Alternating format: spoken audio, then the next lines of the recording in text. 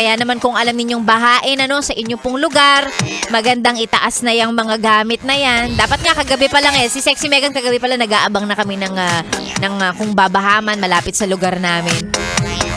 Siyempre, di ba, baka mamaya pagising namin, ay parang basa. Di ba, nakalubog na pala sa bahay yung hinihigaan natin. Ayan.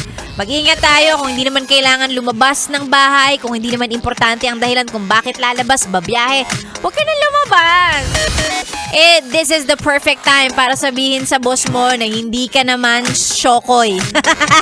Hindi ka lalangoy sa baha. Hindi mo kaya yan. Sinasabi ko nga kay Rico Panyero kanina, malakas ang hangin sa labas. Kung medyo kulang ka sa bigat, matatangay ka, Bi. Ha?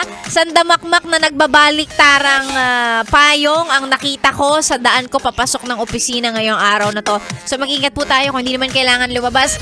Stay safe.